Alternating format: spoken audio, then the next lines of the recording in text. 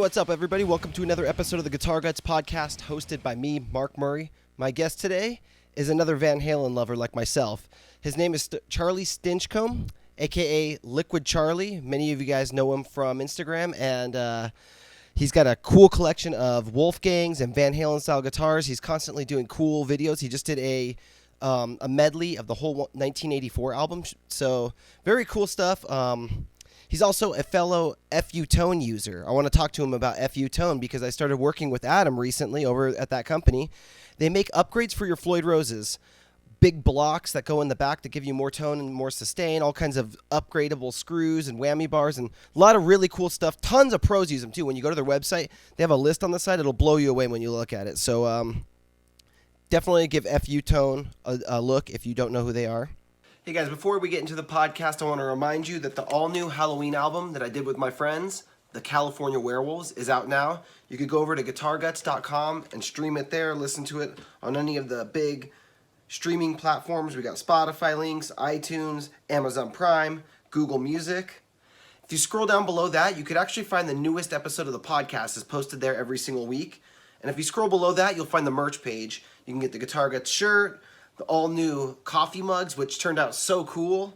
There's the limited edition Iron Age guitar picks. This one is the current one that's out, but I only get them in limited quantities. Of course, the CDs are all over there. I want to thank you guys so much for your support so far. And also remember, Black Album Month is coming January 2020. Now let's get into the episode with Liquid Charlie. Hey, what's up, Charlie? Hey, man. How you doing? There he is. Doing good. There you are, man. Coming at me with a Wolfgang right off the bat. Nice. Oh, of course. Yeah. It's the only way to go. How's it going? Doing? It's going really good over here. It's middle of the afternoon for me. It's kind of getting a little late for you over there, 10 p.m.? Yeah, 10, yeah. But I'm up to a God knows when, so it's fine. Well, other than neighbours, obviously, I have to be a bit careful, but got the old headphones on. I'll be rocking out until whenever. Is that when you do most of your guitar stuffs at night like that? No, it's like all the time, really. So, but I like when I'm writing and stuff like that, I'll do it at night, yeah. Very cool. Dude, thanks for coming on. I've been following you for a couple years now, and really? Wow. Oh yeah, of course. I was noticing when I first went to go connect the call, you still had your long hair in the picture. I know, yeah. Depressing. That's gone. Is it? Yeah, I had to go, but yeah. I think you look good still, so who cares, you know? Oh, cheers, man. Yeah, well, that's the joy of having the hat on all the time, isn't it? Still look basically the same. So pretty close. Yeah, cool, man. So this is just a podcast you're putting together, is it? With lots of different guitarists, or? Yeah, talking to everybody from all over the place and finding out, about their gear, how they make their videos, and awesome. What kind of motivates you to do what you do? I mean, you're out there making tons of videos. Do you have a full-time job? Yeah, I work on a music department at a school, kind of like the tech guy, so in charge of the studio and maintenance with instruments and stuff like that. And then I teach guitar at home. I have people that come here, and I teach people online, teach quite a few people in America, and yeah, so it's kind of like every other musician, you just sort of get money in from wherever you can kind of thing. Just find a way and mix music in somehow. Yeah, that's it. I mean, it's the first time that music's been like completely my life, if you see what I mean. So, because before I've always had to have some sort of crappy job to support it that wasn't music related. But yeah, now everything is music, so it's pretty cool. So I just write and record, and it's all just kind of an extension of what I've always done. Since I was about 17, I've been playing a couple of years, and I got like a 4-track studio, and I just started writing and recording, and then the video thing kind of came along, and because of Instagram, like a few years ago, like 4 or 5 years ago now, and I got an iPhone for the first time. And was like, I really want to do this Instagram thing because you can make pictures look cool, because back then I had like some Nokia phone and everything just looked awful. But if you had an iPhone, you could actually take a decent picture and then edit it. So I did a few pictures. I think like one was a Ninja Turtle and something else, like a figure. And And then it was like, oh, you can do video, and that was it. And then that just sort of developed, and then I got really into like video editing and all of that. But it was just like a natural progression from the music. It was just the next thing, and like it never really mattered to me whether people got to see it or not. I was just happy to be doing it, and I'm still the same now. I still do it for the same reason. So just really love it. What was the final piece of the puzzle? Was it the teaching at the school or working at the school, or was it adding students to your lessons that finally got you fully independent and doing music all the time? Oh, it was the job at the school. Yeah. I've been teaching guitar for getting on for 15 years, I guess. I taught privately, and then like the Instagram thing and all that happened, and I was able to get students from all around the world, so that kind of developed it. And then, and then this job came up at the school, and somehow I got it, and that's it. So now, kind of complete that puzzle, which is cool. So it makes music, my life rather than just my hobby, if you see what I mean. So obviously, it's always going to be more than a hobby, but you know what I mean. So wow, that's amazing. That Instagram is one of the things that's helped you find more work. Make music part of your life, more of part of your life, and big time. No, I noticed that you've got incredible things, and you've met a bunch of. I'm guessing that's how you met Adam over at FU Tone and all these other guys that you've got connections with now, right? Yeah, that's it. Everyone just sort of linked together, and it's incredible. And obviously, Adam's a very connected person himself, and it's just amazing. It's just like another world, And knowing that like Eddie has seen my stuff, and it's just like, that still gets me every time, But I try not to think about it that often because I can't quite get my head around it. It's just amazing what social media can bring. If basically I'm a glorified. From what people see of me anyway, I'm a glorified bedroom guitarist. That's it. I think. But I mean, I am a gigging musician on a local level. I go out and gig, and so I try when I make my videos, I try and perform them like I'm at a gig rather than the whole just sitting there, like this, like so many people do. And I thought, well, why not add the performance element to it just to make it?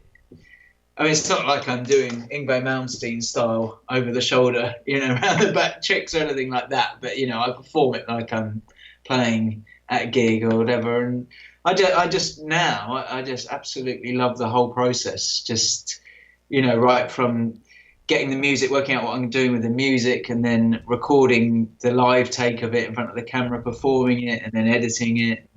I just think it's amazing. I just get totally lost in it, and and it's been cool, like doing the Van Halen thing again, like really hammering it, but doing these mashups and things like that. Because obviously I can play a lot more than just Van Halen, but I just love doing them. It's just so much fun, and I think they seem to go down all right. So I just keep doing that. But I'm toying with the idea of doing a Malmsteen song soon, just to mix things up a bit. Oh, that would be really cool to see. Yeah, it'd be fun for me. But I used to know a lot of that stuff. Like years ago, I was far more shreddy than I am now. So I have to build all that up again because I don't. I mean, I can play fast still, but not quite like that. But so get all the arpeggios going again. But it's cool. It's fun. It's just great. You mentioned Eddie saw one of your videos. Yeah, well, basically, what happened with that was it was a few years ago now, 3 years ago maybe, and George Lopez, who is not a star over here at all. Like, no one's heard of him. So this story is rubbish over here. No one knows what I'm talking about. But he came up in my message requests on my Instagram page, and I was like, I recognise that name. And like, I'd only heard the name because of the Van Halen connection, but I hadn't put two and two together. And then I read the message, and I was at work at the time, and it was like, no hello or anything. It was just, I golf with Eddie Van Halen. I showed him one of your videos. He'd already seen it. And I was like, oh, wow. And then I looked, and it was like the day before, there'd been pictures of him and Eddie together on the golf course. So it was at that point that he'd shown Eddie. And anyway, and then I bumped into George Lopez when I was in LA last January, not the one just gone, but the one before. And he told me the story in person. He was like, he goes, yeah, I showed Eddie, I don't know, maybe it was Everybody Wants Some, or, you know, one of those covers I've done. And Eddie was like, he went, you've got to check this guy. And he went over, oh, that's fucking Liquid. It was like, what? So he's always referred to me as Liquid. And I don't know, it just blows my mind. It really does. So, yeah, it's mad. But yeah, I think he's fairly aware of what I do, and that's it's it's pretty cool. And then he sent that strap over, which, you know, is written out to me, and that both of them signed it. It's not just Eddie, and it's just amazing, you know. And it was a strap that I don't know if you remember when George Lopez and Eddie did a video together in like George Lopez's basement. They did like George was pretending to play Unchained. And then it's actually Eddie, and Eddie comes on at the end. And it's that strap that Eddie's wearing. That's the one I've got. It's insane. Man. It's just insane, you know. And I don't know. It blows my mind, really. But, yeah, so to, you know, go from being basically a bedroom guitarist and your idol, being aware of the fact that your idol has seen what you do and all that. It's like you couldn't have done that even 10 years ago. I mean, how would I have ever got my stuff to Eddie Van Halen? I don't know. But now, with the internet, it's just, I don't know, it's just incredible. And the same, you know, with Nuno, like Nuno's my number 2 kind of inspiration, and like he's liked and commented on stuff of mine in the past, and like it's numerous times, and it's just like, how is this? You know, it's just incredible. So yeah, thanks to the internet for that, big time.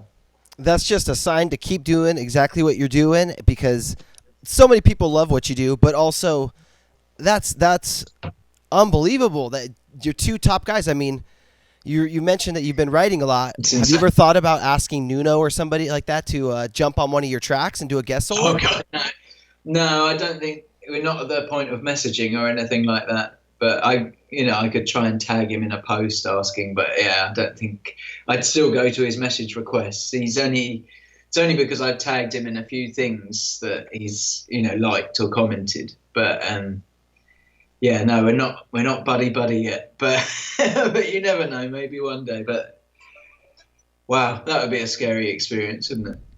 Be incredible. So.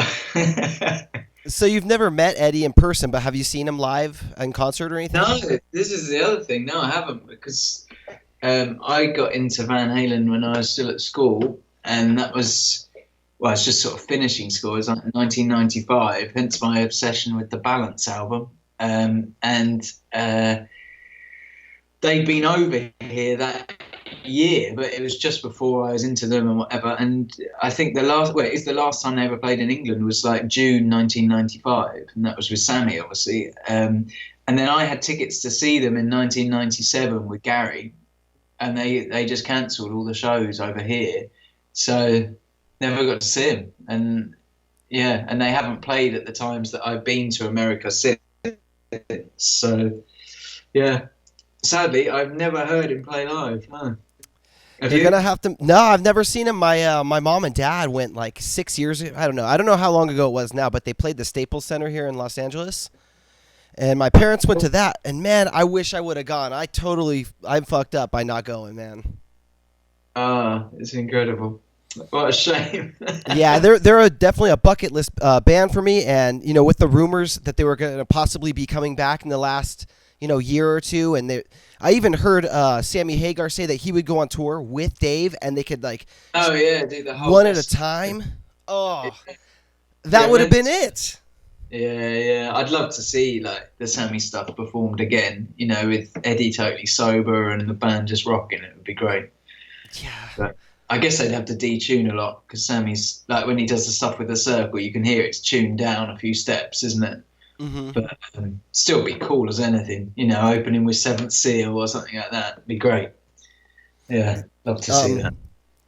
You said you got into them in like the mid '90s. How old were you about that time, and what was your first introduction? Like, how'd they come on your radar?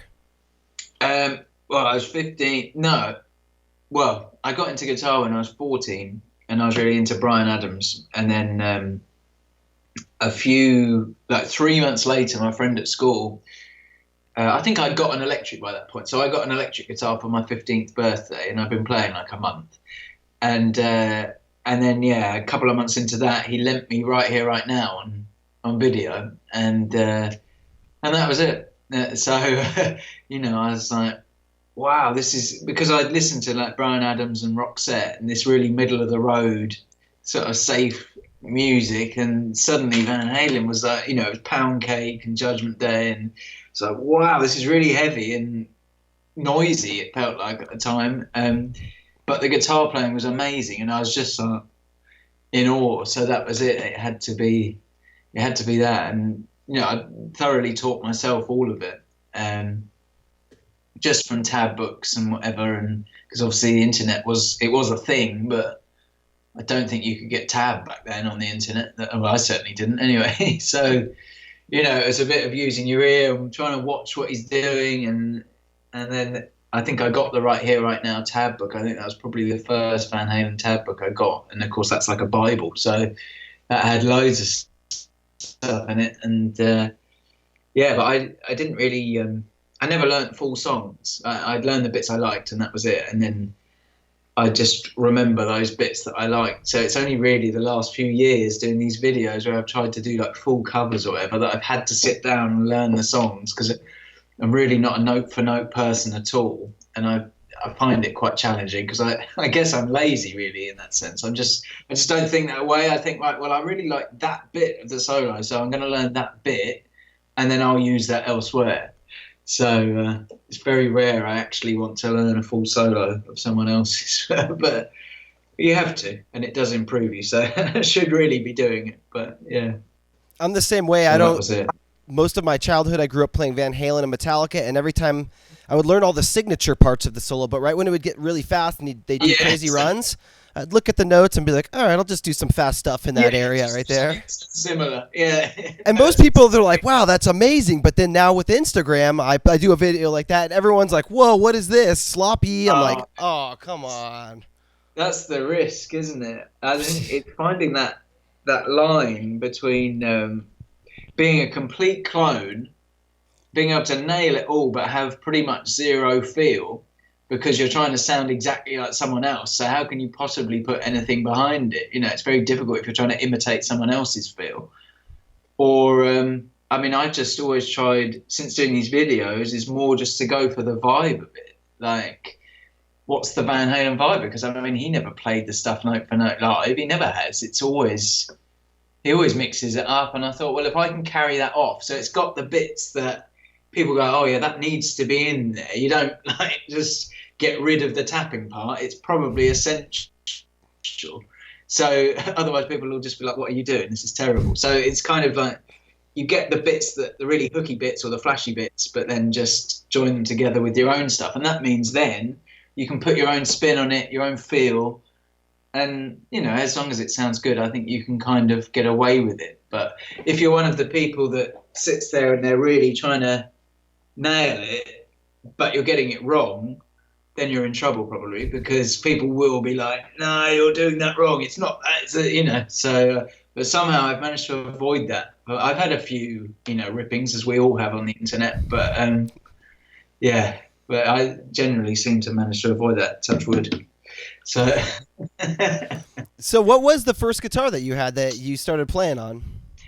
Well, I started learning on a nylon string classical, and the action was like probably that. I always start a lot bigger than it actually is, but it was huge. Like the 12th fret, it was getting on for 2 centimeters, and so I learned my basic chords on there. And my dad had said, "Oh, well, you're not having an electric until you can play."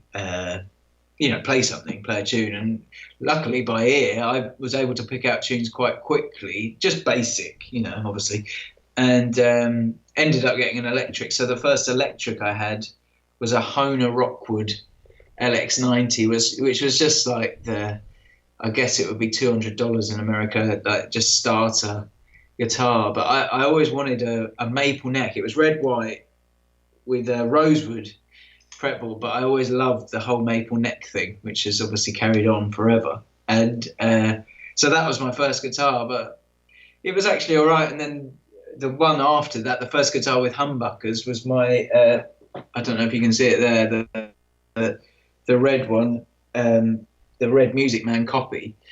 And so that felt like my first real guitar, because it had like a version of a Floyd Rose on it. It was not really a Floyd Rose, but it was trying to be. And yeah, and humbuckers, so it sounded a bit more authentic. Yeah, so those were the first main ones.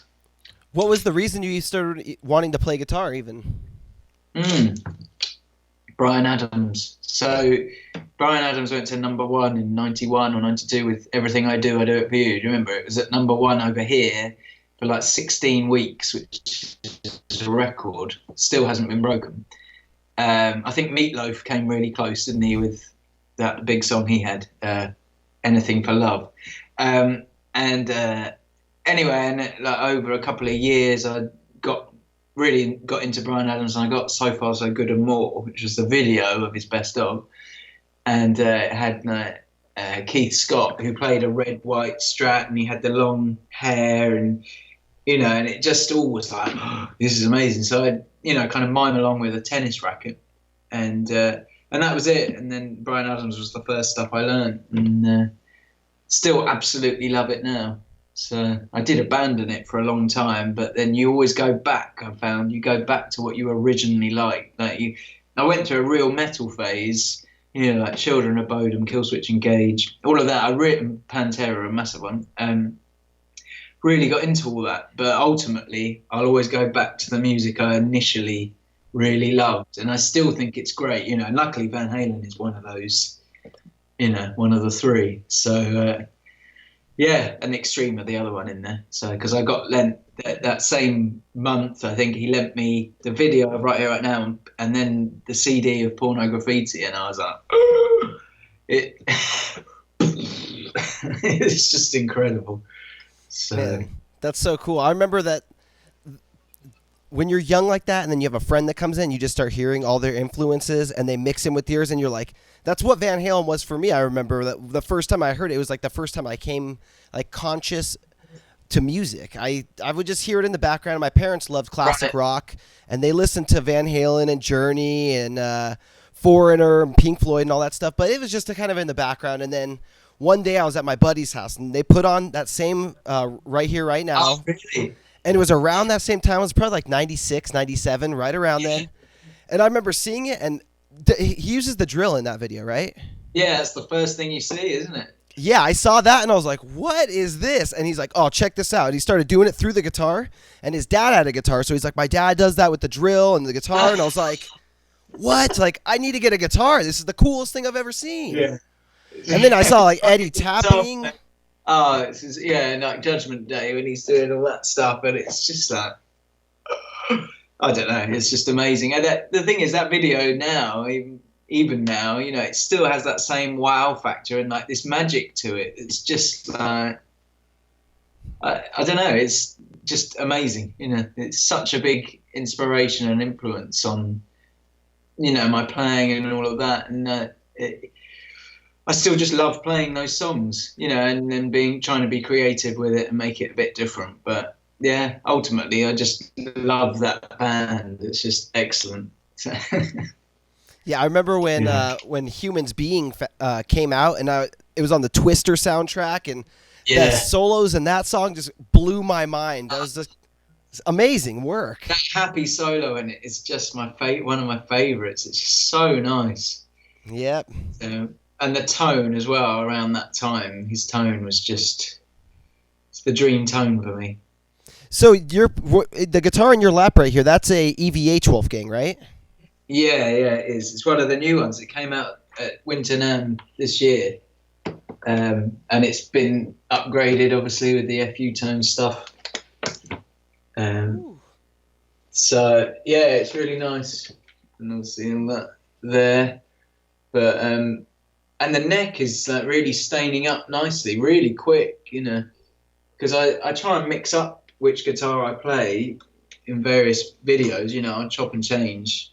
But yeah, this is getting dirty like super quick. But that's a good thing. I love that. But yeah, so it's just the EVH Special, which is, I think they're Mexican, aren't they, these ones? So with a slight contour of the body as well. Oh yeah, got an arch top on there. Yeah. So that's it's a rocking guitar. It sounds great. It seems to sustain forever, and just they're really comfortable. Because I'm like 4'1". They actually. It's a good size because the headstock's short, so it makes the whole guitar look kind of miniature. Because if you put me on a Strat or with a Strat or a Les Paul, it just looks ridiculous. Or Explorer. Oh my god! I can't even. I tell you what is funny. Years ago, I used to have one of the Dimebag Washburns. Jeez, it's just huge. It was like taller than me.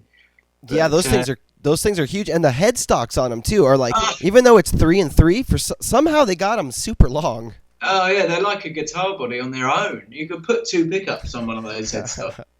It's just insane. But so definitely my guitar of choice. This and the Music Man style guitar. I don't own a real Music Man as such, but I've got a couple of OLPs and a Sterling, and then the thing I got when I was a kid. And they're all upgraded, and and they're good. They're really good guitars. I love them, and I don't know how they compare to a real, EVH Music Man from the 90s, but that's the dream. So I think if I'd saved some money and not bought a load of cheap guitars, I would have had enough money to get a real one. But you don't think like that. So. But then you only have one. Yeah, I know, exactly, yeah. But it would be the real one. But no, it wouldn't. It just doesn't work that way. But I certainly wouldn't get rid of any of the ones I got. I love them all. But especially the blue one. It's gorgeous. So. This one that you're playing here, I'm noticing that you have like the titanium screws on like up there on the nut and then down there on the bridge. Yeah, that's it. Yeah, it's all the FU. So I think it's the stainless steel screws, and then you've got the titanium inserts in there. The red detuner rather than the black that was on that. And then I'm not sure what size block that is. I'm guessing it's a 42. It's a big one. It's an L shape. And then the noiseless springs, which are high tension, the white ones. But white seemed appropriate for this. And brass claw. Yeah, and the screws there. So... What kind of difference do you notice when you add all these upgrades on there, all the FU tone stuff? It's huge. I think the biggest one is obviously the block. It just brings the guitar to life. Like I've done it to, I think it must be 11 guitars I've upgraded now, and every time it's just like, oh wow, you're like you get that same like, I can't believe the difference this has made. It's just so much brighter, and the sustain is ridiculous. I don't want to sound like Nigel Tufnell from Spinal Tap, but it really is. It transforms the guitar. But I didn't actually do the upgrade for this one, so it's from a shop in Maryland in America, and they did the upgrade for me when they sent it, and so I didn't get to hear the difference, but it does sound awesome. And I've found doing them that it really like brings out the pinched harmonics and things like that. It really sings, and you just don't have to do anything. They just pop out, and sustain forever. So yeah. This isn't your signature guitar that they were selling at the store. Yeah, that shop is selling it as my signature guitar. Yeah, so Island Music, they sell exactly this. They brought a few in and did them up, and I think they sold a couple. So it's pretty cool. It's pretty surreal. But yeah, I mean, obviously it's, other than the upgrades to this, it is just the standard EVH Wolfgang special. But yeah, it's super cool though to know that somewhere in the world they're selling it as the Liquid Charlie. My own signature version of it. So yeah. Is that just a company or a store who saw you online and then they're inspired by what you do? And well, yeah, I actually teach the owner of the shop. I've been teaching him for a year or so. He's a massive Van Halen fan, and that's generally all we seem to learn is Van Halen songs, which obviously I'm totally up for. And yeah, we just came to an arrangement with it all, and yeah, that's it. And then he had the idea, because he'd already sent it to me. He said, how about, I get a few in and I try and see if people are interested. And sure enough, they actually have been, which is also mind-blowing. The whole thing is really, getting your head around the sort of Instagram fame, if you like, on a small level. I mean, I know, it's not a massive following I've got, but certainly in the Van Halen community, I'm fairly well known. So, people that go in and see the Wolfgangs will probably, some will have an idea about me, I guess. But, I don't know. It still, blows my mind every time, really. I hear anything weird like that. It's like, oh, wow, really? He was aware of me, so, but also getting on, I think I've been on the Van Halen news desk 4 or 5 times now. So, of course, that's another big one for the Van Halen fans because that's where they all go. So, yeah, I don't know. It's just incredible. A thoroughly humbling experience and just like, wow, just for playing guitar. Yeah, but killing it too. As far as Van Halen covers go, you're one of the very best I've seen out there. Oh, you're very kind. Yeah, absolutely, it's true. Out of your collection of all your Wolfgangs, do you have a PV? Oh, that made a good noise. Yeah, I've got I'll just get it. I've got a PV. I can't remember what they were called. It's one of the it was one of the cheaper ones that. When they brought out in 2001, they brought out cheaper models of the Wolfgang, didn't they? Basically like the standard, but the PV equivalent of it. And I remember at the time getting it, the shop said, "Oh, it's one of the first in the country," and I was like, "Oh, really?" And I thought, typical kind of shop talk. Didn't really believe it. Was just like, "Oh, yeah, brilliant."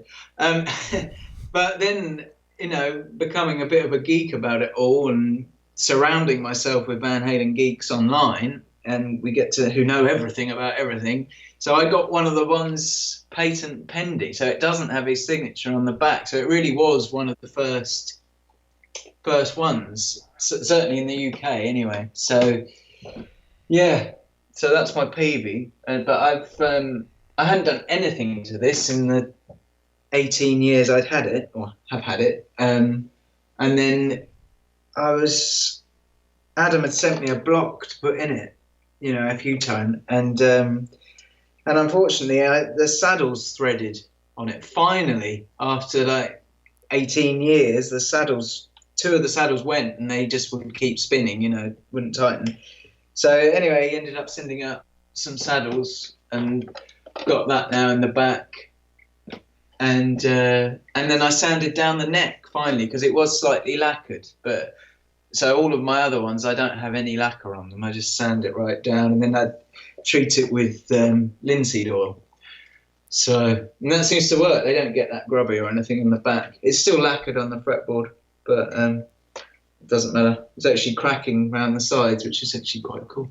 So, but I love it. I've always thought of this as my workhorse guitar. It's just a really cool guitar, and it was like my first proper. It felt like my first proper guitar, because this was what I got after that red one. So I had the red one for a couple of years, and then this came about, and I was like, oh, I've got to have one of those. And and then the shop got one in. So yeah. How would you compare this to like the new EVH ones? How's the feel of the shape of the neck, the body shape? The neck is fatter because the EVH standards seem to have a slightly faster feeling neck, don't they? But so this is slightly chunkier, but it's certainly not like a Music Man chunky. It's not that C shape. It's more of a D shape, I guess. Yeah. So and the pickups, I don't know. Maybe they don't have as much clarity. But they're certainly as high output and all of that, and it very much sounds like a Van Halen guitar. But I don't know if I could pick between them. I think the standard is a ridiculously good guitar for the money, and you change a few parts out, and it's just an awesome guitar. But this somehow, to me, it feels I don't know, a bit more. Um, but because the standards have got the contour and all of that there, haven't they? Mm-hmm. And the neck, as I say, is slightly slimmer. But I mean, I would, for gigging and things like that, I will. Well, I've always gone to my standards because I just love them. I just think they sound great, and they just feel really, really good. But obviously, this gets gigged a lot as well, or has done. But to be honest, I'm really like a cheap guitar kind of person. I just really enjoy them, and like the whole upgrading process and making effectively a cheap guitar better or good. It's just brilliant, It's just another thing that's very enjoyable about this as a hobby, isn't it? It's just it's awesome. So like that, the Blue Music Man. Well, no, it's a Sterling.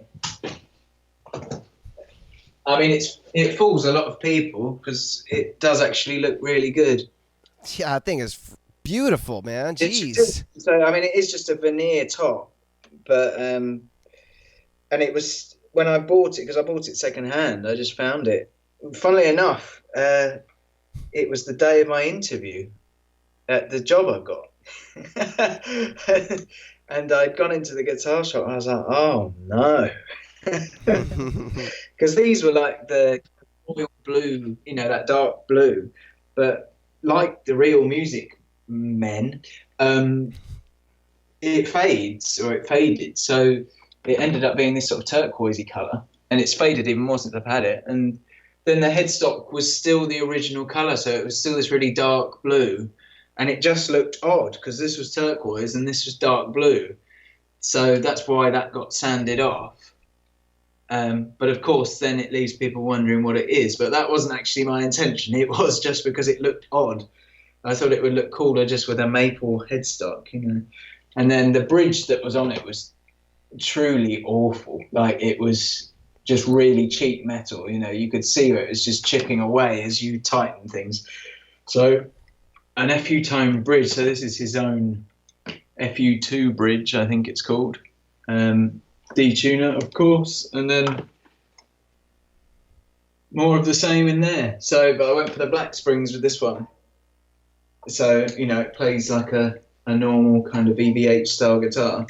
So I've got the red springs in a few of mine, and they're at slightly heavier tension. That's fine. But yeah, I went for the black ones with this. As I say, this neck really fits the hand. It's got more of that kind of, not Les Paul, but like a club, there's a bit more to it, but yeah, it does actually, comparing them, it does feel really different, to be honest, but I love it, and I play this one all the time, so as you probably noticed. What kind of pickups are in that one? I think they're just the stock ones, but I don't know if these, because they did the Sterling range with DiMarzio's at one point, didn't they? But whether this is one of those or not, I think someone put on my YouTube that it wasn't, and they probably know better than me. So they're just the stock ones. But there's something about it that this guitar has that none of my others do, and it has that sparkle in the tone. Like, it's got that, sparkle is the only word I can use to describe it. But so it has this sort of clean chime to it, even on distortion, and of course, that is the For an Awful Carnal Knowledge tone, isn't it? It's got that real sparkle to it. Although it's high gain, it's like, this clean element to it. And somehow this guitar has that. And none of my others do. But this one really does, and which is lucky. And lucky that it's this style of guitar for that. Yeah, so, and I changed the switch for a Switchcraft one. So it's just a super fun process, just making these things sound good. And it's nice to have different pickups, because obviously all the EVHs are using basically the same pickup. And then I've also got the FU tone pickups in a couple of guitars, and they're slightly higher output, but again, like, super clarity.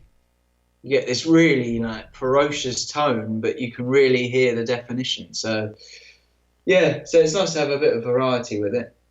So I realise when I look around and I look at my guitars, I'm like, yeah, but they're all basically the same guitar, aren't they? when you break it down, it's like, right, Floyd Rose, yep. 2 humbuckers, yeah. Maple neck, yep. Small body, yep. But, that's it. But for some reason, you can never have enough. So you've got a few Wolfgangs yourself, haven't you? I've got a couple of them. I love them. Like you said, they're so compact, and for the price, you can't beat them, man. They're like $350 US.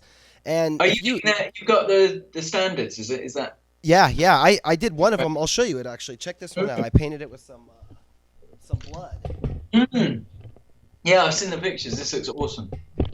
You got EMGs in it, haven't you? Yeah, I put an EMG 81 in this thing, and this thing is pretty crazy. It looks great, man. You did a really good job on it. Thank you. So you just took the neck pickup out. I see. Yeah. Took the neck pickup out and left it open. I've been looking for a shotgun shell, like a red and gold, shotgun shell, and I want to stick that in there. That looks great. So you really love that guitar, do you? Dude, these are great guitars. For leaving around the house, I mean, I've got some guitars that are like $1,000 range, but for playing, the quality is great on this thing. I love it. It's crazy. For the money, it's crazy what you're getting, isn't it? And it really is. It's the same with those new 5150 guitars, apparently. The non-striped versions of the 5150. Apparently, that's the same thing. It's a hell of a lot of guitar for the money, which is great, really. It's the way to go, I think.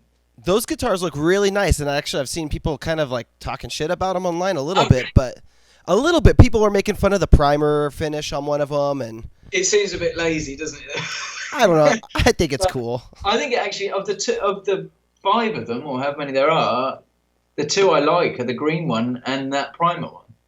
They're the 2 I'm drawn to. So if that blue one had a maple neck, I would be all over that. But because it's got the ebony, I'm like, it needs to be maple. And I know I would never be happy with it until it had a maple neck. So, yeah. But I think I would, if I had to choose, I'd go for the khaki, like army drab or whatever they call it.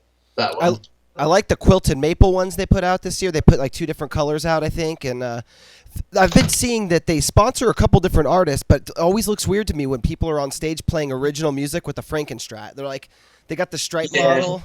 I'm like, looks... I think that's the thing. And I think that's part. I saw this thing with Matt Brown from EVH Gear, talking about those guitars. And I think that was the reason people were saying, look, we love Van Halen, but we want that guitar, but without the stripes, because it is limiting. It's like me playing my Bumblebee. What can I play on that outside of anything by Dimebag or Eddie from that era? I can't stand there playing Can't Stop Loving You on my Bumblebee, can I?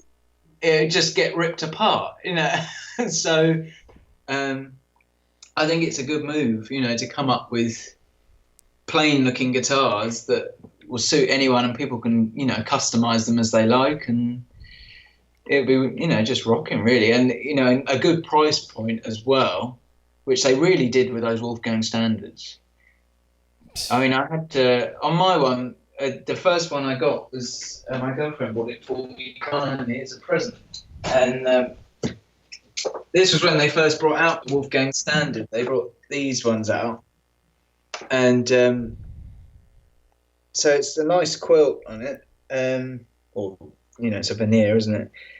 But the pot went in it after about a year. The volume I'm not working anymore. And then the saddle's threaded on it as well. But I think it's because it's this. It's that gunmetal, which was a bit cheap kind of quality, really. So again, just replace the saddles, which now looks pretty cool. Actually, it took me a while to get used to, but I absolutely love it now. I wouldn't have it any other way. But yeah, so those 2 bits got changed out, and obviously the usual in the back. And it's just a super, super solid guitar. But it wouldn't. I don't know. Still under £500, for something that's just an awesome guitar. But this has got ridiculous strings on it. It's like a 62 or something on there, either. But because I was recording quite a bit of stuff in drop tuning, but it doesn't sound like it's that dropped anymore. It's probably down a whole step. But yeah, So it's another great guitar, really. And the white one I've got, another standard, and that's almost exactly the same. There's very little difference between them. They're just great. So you know the history of Wolfgangs better than I do. What was the PV the first model that came out with this body shape?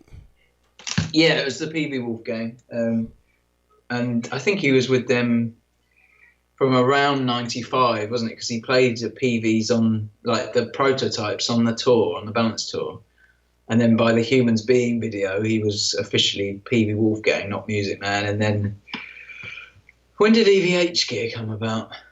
So he went there first, didn't he, for the amp? It was the amps first, and then a few years later, it was the guitars, I think. But yeah, I don't know. I don't really know my stuff on that. I'm not really a dates kind of guy, but yeah, I know that it was the PV first. With your Floyd upgrades that you do you always go with the same material for your block in the back, or have you tried copper and brass, or do you notice any difference? No, I've only done the brass. I haven't mixed that up yet, really. I find it hard to imagine the difference, but I guess some will sound more metallic than others, maybe. I don't know. That's all I can think. But yeah, you'd really have to just... It's a shame you can't have exactly two guitars that sound exactly the same and then just swap it out so you can really hear the difference. But obviously every guitar sounds different, and resonates differently. But yeah. There's a debate that me and a bunch of people online have been having about the paint color and if it affects the tone, because I don't know if you've seen those 1980s reissue Explorers that Epiphone started putting out. Oh, yeah. Like the James Hetfield style ones with the EMGs and everything. Yeah. I've got a white one and I've got a black one, and a couple other people online have both too. And when everyone swears that the white ones sound better and that the white ones feel heavier, and I thought it was crazy, of course. But then I got my black one and I kind of held them both, and I was like, "What the hell?" It does feel like the white one's a little heavier, and the white one felt like it had more tone to it. But then I threw them on the scale and they weighed the exact same. So it's like something people keep talking about this stuff, and like. It's funny, but two guitars that are the same model, they weigh the same, but they definitely feel different. There's something different about them with the feel of the playing and the way you hear them. I don't know. It's weird. Yeah, it's odd, isn't it? Yeah, I know that I found with the Stealth that it sounds a lot duller than the other guitars. It's a darker sounding guitar. And I thought, I'll get new strings on it and see, and it still sounds kind of, I don't know, just a darker sounding guitar, which obviously has its uses, of course. But so I think the paint on that, it must affect the tone, mustn't it? But I really don't know. I'm really just a guitar player more than anything. But yeah. Is your Stealth? Is it the one that has the kill switch on it? Yeah. Oh, yeah. Sweet. How do you like that thing? It's a gimmick, isn't it? The kill switch. I'm not really one of those people that uses it, and it's never become part of my playing. But I think it looks cool as fuck. It complements the guitar at no end. Where is that one? Is it back there? Oh, it's just here. So you have them up on the wall too. I didn't even notice that. Yeah. Woo. So this is actually a prototype Stealth. It's not a production model. So it's one of the first 7 made, and then it got upgraded. All the stuff got added, but this was before Eddie had his like this, but it wasn't available as this. So if you notice, this has got the black hardware on it rather than the chrome, which the production model has. But yeah, this is from 2011, I think it is. How'd you get a prototype? This is one of Gerd's, my friend Gerd. So it's kind of on indefinite loan to me. But obviously, it's still very much his, and he can have it back whenever he wants. But yeah, it lives here. But yeah, so it's a pretty special guitar, and it is awesome, there's no doubt. It's heavy. It's much heavier than any of my other Wolfgangs. But yeah, no, it's rocking. It looks immense. So. Yeah, man, that thing it's striking looking. The red, the kill switch, and the D-tuna on that thing just pop. It's the combination things, isn't it? In that binding, because you get this special version of this, and that binding isn't on the front; it's just at the sides. But having it on the front just makes so much difference to how it looks. I just think it looks amazing. So, in video, sorry, where you do the color grading, and you really enhance the contrast, and you've got red, white, and black. I mean, it's just perfect. It's just like, oh my God, it looks amazing. With fairly little editing, it will just really pop, as you say, Yeah, and the ebony fretboard. And, that's it, the usual again. Everything's got that in it, but I didn't upgrade this one. Adam did this one for Gerd. Adam did it in person, I believe. So, yeah, super cool. Still got the plastic on the back, actually. Oh, cool. It's on the case. It says, I'm sure it's NAMM 2011. Yeah, it was the one where they first sort of debuted the Stealth. So, yeah, so that's pretty cool. Yeah, I wanted to ask you actually about Gerd because I follow him too, and I've seen his page, and it looks like he has 100 guitars, maybe more. I have a ton, and I see his collection, and it's like I keep seeing like new rooms. It looks like that he just posts, and there's just like 12 more guitars, and I don't even know where he keeps these things. I don't actually know how many guitars he has, but I don't think he knows. It's a serious collection. How'd you meet him? Through online. Just, I think it was through my Hear About It Later video. And I can't remember. I think I probably sent him a friend request, actually, if anything, because I'd seen his pictures and I was like, oh my God, this guy knows his stuff and has got, this stuff. And then, that's right, yeah, so I'd sent him a friend request, and he then messaged me the next day saying about my videos he'd seen and stuff like that, and that was it. But we just totally connected and just got on. That's what's so weird about the internet, isn't it? This is a guy that lives miles away from me, had nothing to do with, and yet it just immediately hit it off. And because we've got the whole Van Halen connection, just makes friendship really easy, to be honest. And and we've really kind of bonded, and we've written a lot of music together and made videos together, and he loans me guitars and whatever, and so it's really cool, in terms of like attention seeking, as people do online, with stuff, like the clickbait thing and what's in this, what's in the box, what have I got, and all that stuff that everyone does.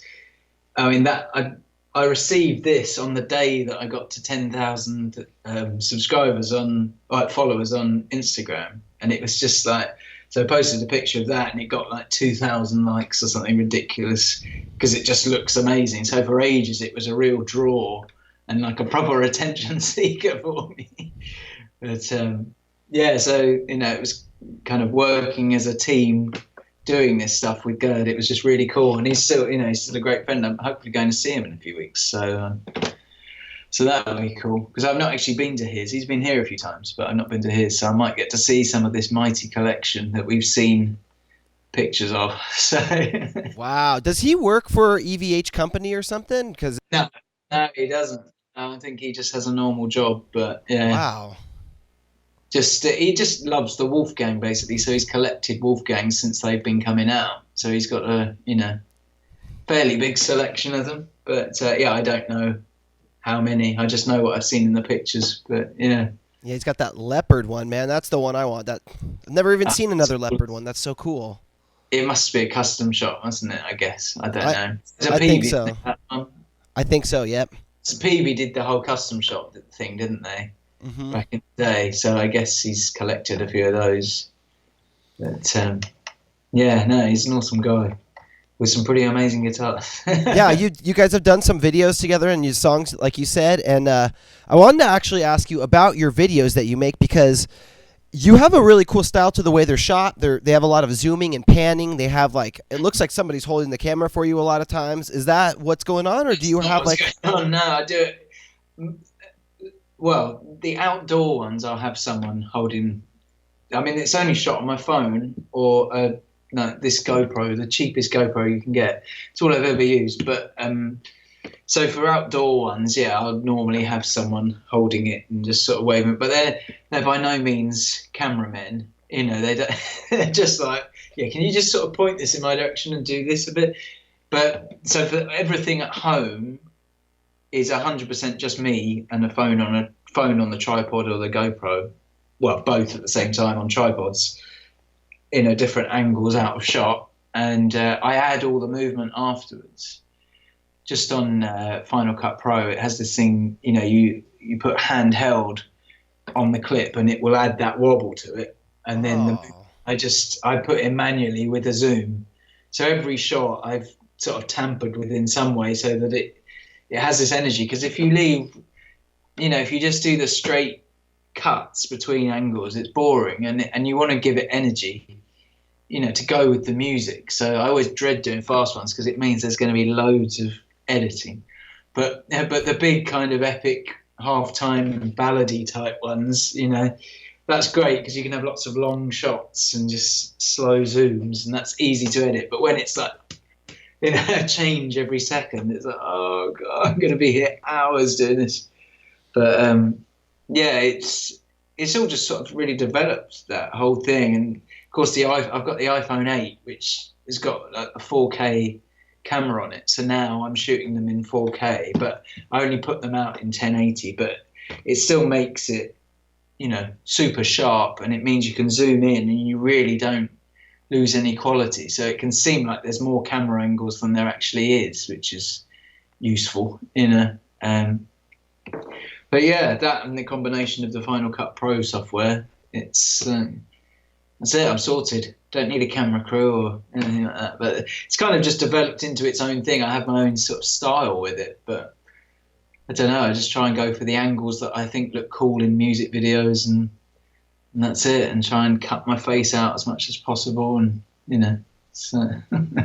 Well, they're awesome. I love seeing them. When you get the idea for a video, how long does it normally take you to go from, because you write out drums and then you pretty much write your own composition when you're doing these medleys and things like that? Yeah, 100%. Well, I did a Diver Down mashup the other day, like completely from start to finish. I did, because they're only about a minute and a half long, so it's not really a lot of music and it's not really a lot of video. So I did that I think I started at 1:30 in the afternoon, and I'd finished the whole thing, had it posted by 5:45. So, like with those mashups, it's what I'll do is, so I'll sort out the drums a lot of the time for those, because I was a bit lazy with them. I'll just use Drummer on Logic.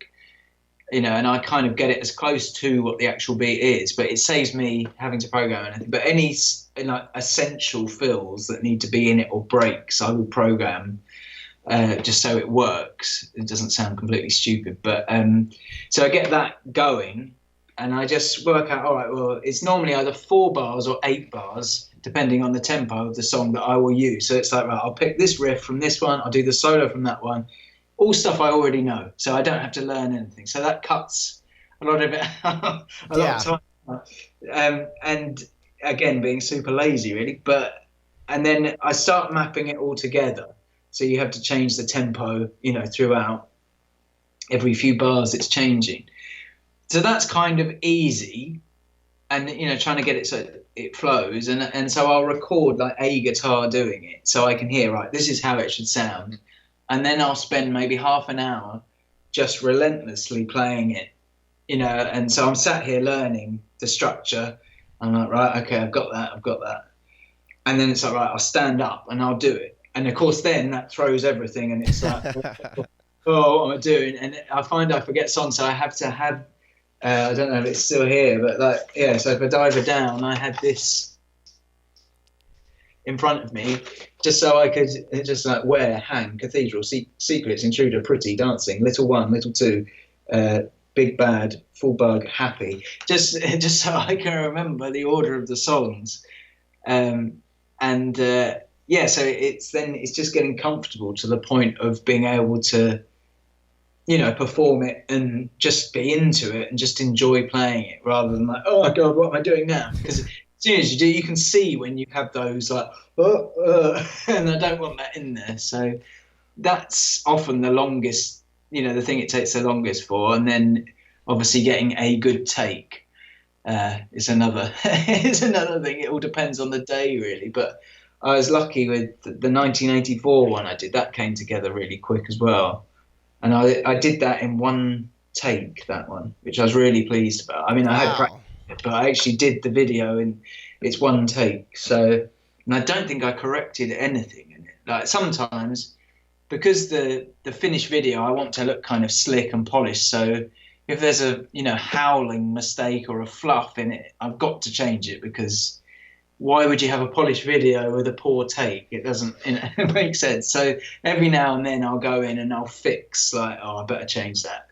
But most of the time it's 100% exactly the take I'm playing, and I just go with it, and it's easy to focus in on your mistakes, but a lot of the time I just leave them in, because to me they're mistakes, but to other people hopefully they don't seem like, they're not glaringly obvious. But there are certainly things that I'm like, oh, I definitely could have done that better, but anyway, it doesn't matter.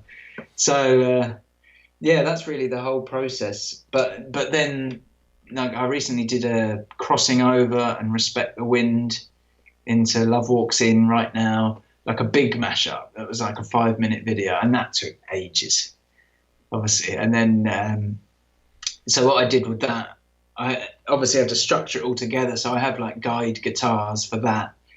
And then me and my friend went to this thing where there were big, I don't know if you've seen the video, but it was with a big pylon behind me, which ended up looking like Van Halen's Stripes when it was overlaid over the guitar. But so I went, and obviously I'm miming outside. I don't take all my my Mac and everything. Yeah, let's record by a pylon.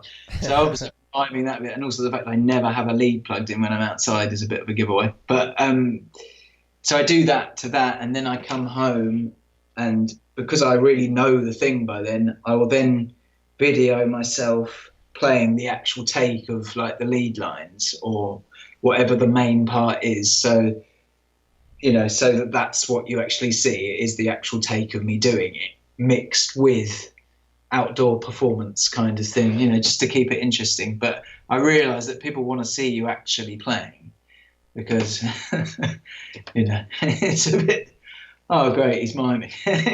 But for me, it's too hard to get it to exactly like the original. It's easier that I actually made a 150-foot guitar cable that I plug into my amp downstairs. Then I run it out my back door, over by my plants in my backyard, all the way around my pool, and I film over there.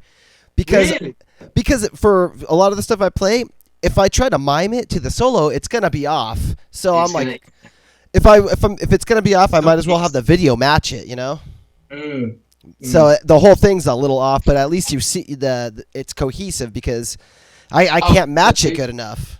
No, and it's really not easy, and I find it's normally just with things I know strongly I can do outside, because I know I can mime it. But yeah, I mean, for like so much of my stuff is ad-libbed and it's spur of the moment, and you just can't, and it's just so obvious where, oh well, I did a slide there, but you're not hearing a slide. It's like, oh god. And I'm quite a perfectionist with that, so I look for the tiniest detail, and it's like, even with the stuff I'm talking about when I'm outside, and I know I'm miming, and I think everyone else knows I'm miming because I don't have all my stuff with me in random locations. But even then, it's like, no, I did a slide there. It was meant to be a bend, or whatever. So yeah, but yeah, the solos where it really is live, it's like, I'm never going to be able to relearn that solo I just did in the spur of the moment. And why do I want to spend an hour trying to learn one of my own solos?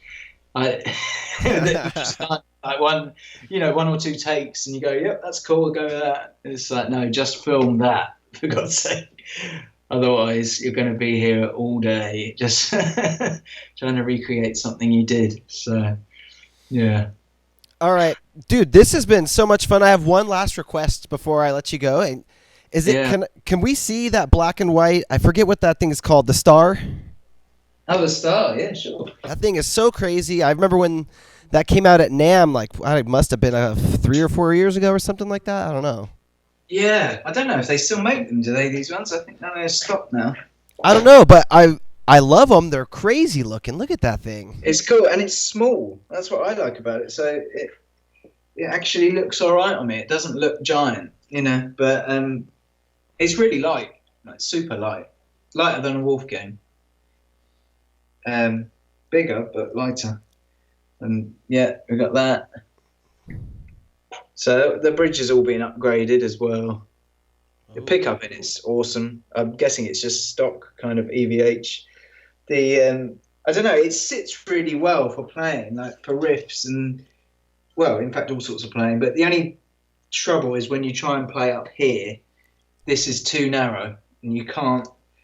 It's quite difficult to get good access there. But how often are you really playing up there? Not very. But well, I'm not anyway. But other than that, though, yeah, it's great. A lot of debate about the headstock, isn't there? Lots of people don't like that. It's that old Dan Electro headstock, right? Is that how you got that original one? Based on it, isn't it? Yeah. But I don't really know. So I just think this looks really cool. It's just a super cool shape, isn't it? Yeah, I don't know if I've ever actually seen Ed play these guitars, but I remember when it came out, I loved them. He did. There was one concert, I think, where he did actually use it on the 2015 tour. I can't remember which song it was. He played. It was something like "I'll Wait," or no, it wasn't that. He used the Red Wolfgang for that. I don't know. Anyway, it was a certain song that he did it for, and yeah, just the one song it featured on. But it's cool, and it would have been exactly this, model. I don't know whether he has any upgrades on his or not, really, but because there was even one, wasn't there, where he played a Black Wolfgang standard. I thought, I'm sure I saw a video of him doing that live. I know he's done like talks where like I don't know if it was the Smithsonian or something like that, but he was playing a black one there. Yeah, that was the Stealth. That was the top end.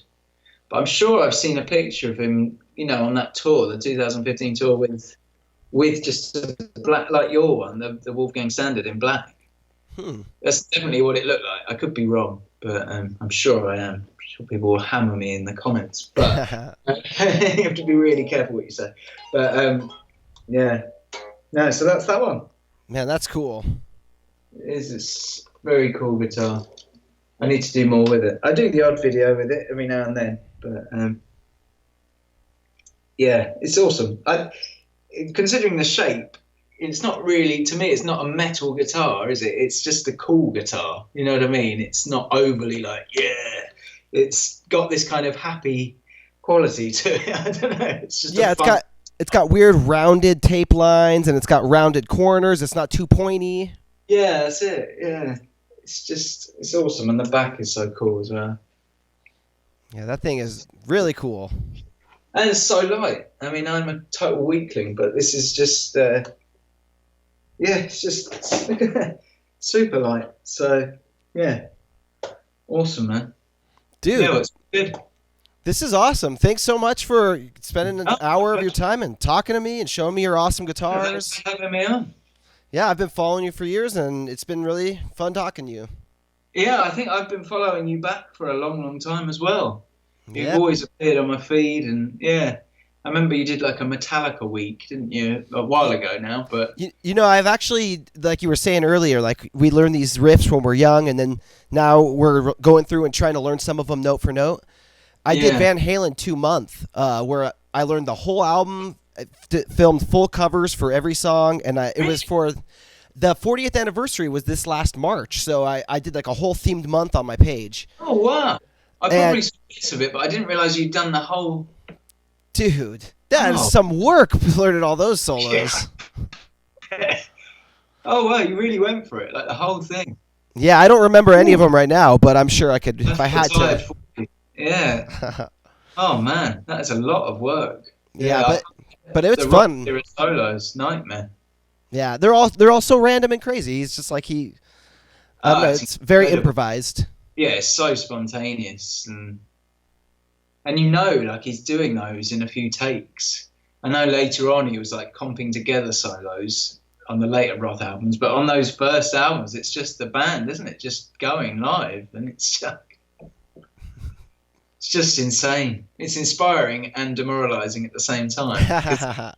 he's what, 21, 22 doing that, and you're like, I'm 38 and I still can't do that. And I still haven't come up with my own thing.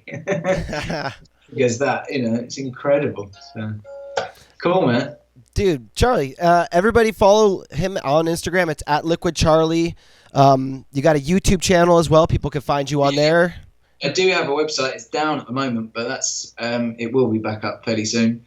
liquidcharlie.com. So if anyone wants, do you have any more openings for lessons if people want to get their Van Halen on? Yeah, just message me through either Facebook or Instagram, and I will return a message. So, all right, man. Thanks so much, Charlie. Awesome, man. Really good to meet you. I'll talk to you soon. See you on the gram. Take care, man. Cheers, man. Man, that was awesome. That last guitar is so dope. He has a great guitar collection. Super nice guy. Thanks, Charlie. I really appreciate it. And thanks to all of you watching. If you're still watching, please subscribe to the YouTube channel if you're not subscribed already. Down in the bottom, leave a comment, too. Leave a comment. Say which one of his guitars that he showed us was your favorite. For me, the one he started out with, the white Wolfie with all the Floyd upgrades, is pretty sick. I like that last one, the Star, quite a bit. Pretty hard to pick. That purple and green, I wanted to say it during the podcast. Purple and green, that Sterling one he had, very sweet. So hard for me to say, but yeah, thanks so much for watching, guys. Check the links down below. You can check out my sponsors, Iron Age Kill Switches, FU Tone, all the other ones. Thanks for watching, guys, and I'll see you next Wednesday for another episode of the GuitarGuts podcast. I want to thank my sponsors. Whether you need kill switches, custom picks, a pedal board, pedals, pickups, coffee, amp simulator reviews, or Floyd Rose and other guitar upgrades, they've got you covered. These are companies that support me greatly, so check them out. Links and information is in the description down below. Also, please check out GuitarGuts.com. You can get a GuitarGuts t-shirt, GuitarGuts guitar wall mount handmade in USA, and right now there's even a few limited edition GuitarGuts picks made by my friends over at Iron Age Guitar Accessories. You could even get physical copies of my album, Alves de Amor, and my new EP, Vacation, on GuitarGuts.com.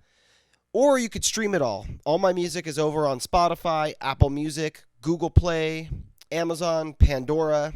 Anywhere you stream music, it's available there. Also, don't forget to go hit that subscribe button right now so you don't forget. We got new episodes coming each week, so you don't want to miss one. All right, let's go ahead and bring on my guest.